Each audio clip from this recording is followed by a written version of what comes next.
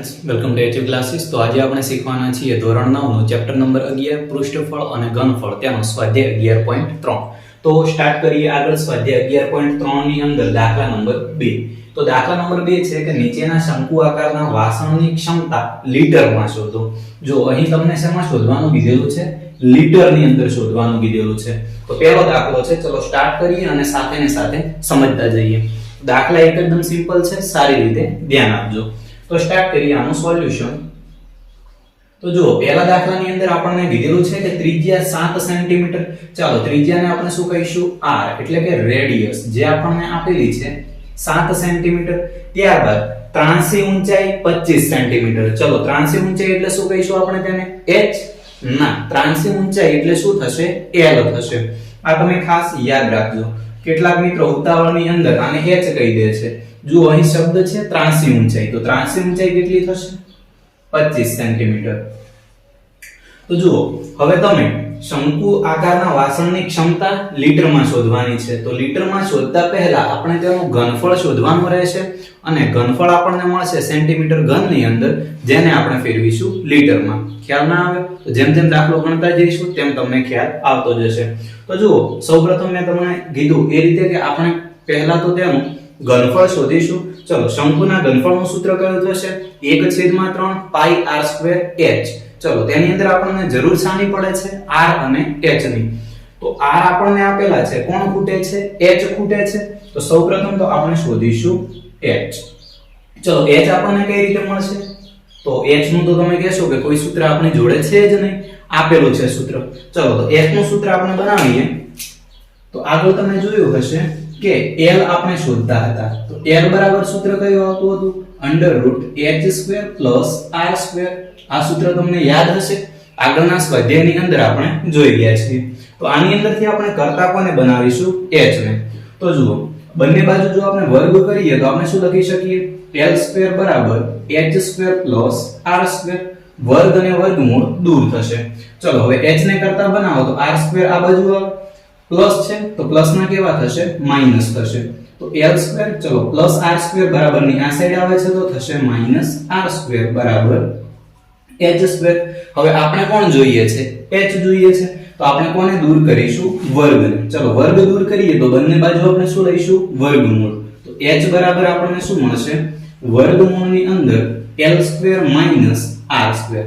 આ થશે આપણું h માટેનું સૂત્ર। ચલો હવે આની અંદર તમને ખ્યાલ આવી ગયો।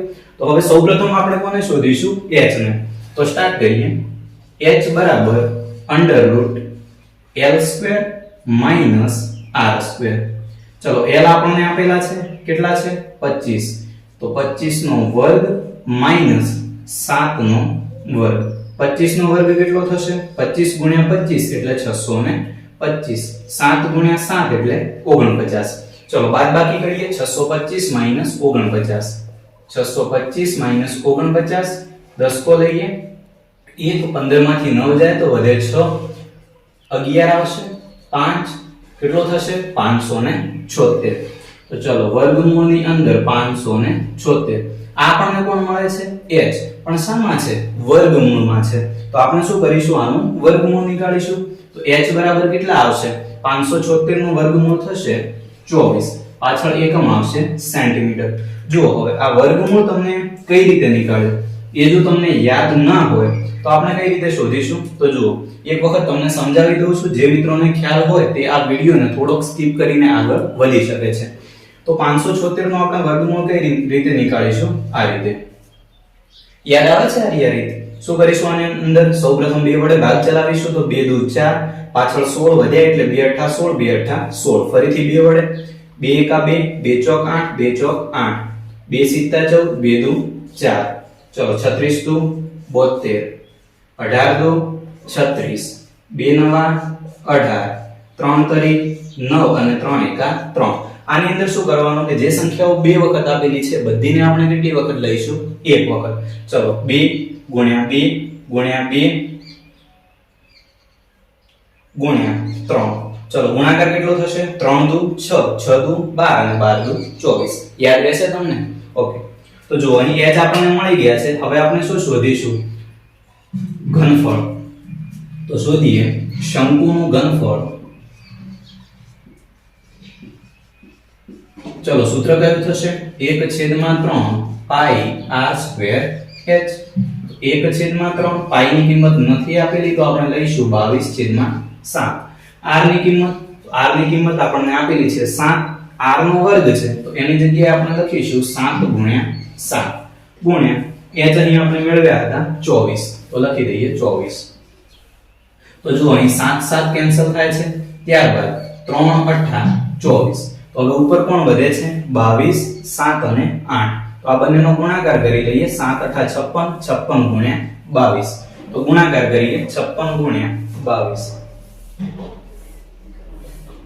2 છંગ 12 ઉપર વિધિ 1 2 પંચા 10 અને 1 11 2 છંગ 12 વિધિ 1 2 પંચા 10 અને 1 11 તો 2 3 2 1 કેટલો આવે છે 1232 1232 ચલો પાછળ એકમ કયો આવશે સેન્ટીમીટર નો ઘન તો દાખલો અહીંયા પૂરો થતો નથી આપણને જે જવાબ મળે છે તે આપણને સેન્ટીમીટર ઘન ની અંદર મળે છે આપણે શેમાં શોધવાનું છે લીટરમાં તો સેમી ઘનને લીટરમાં કઈ રીતે ફેરવીશું તો આ માટે તમારે યાદ રાખવાનું છે કે 1000 સેન્ટીમીટર ઘન બરાબર 1 લીટર થાય આ તમારે યાદ રાખવાનું રહેશે 1000 સેન્ટીમીટર ઘન બરાબર કેટલા લીટર થશે 1 લીટર તો આપણે કેટલાનું જોઈએ છે 1232 સેન્ટીમીટર ઘન બરાબર કેટલા લીટર તો આની અંદર આપણે શું કરીશું ચોકડી ગુણાકાર આ બંનેનો ગુણાકાર ઉપર જે સંખ્યા હોય તે જશે ભાગાકારમાં તો શું થશે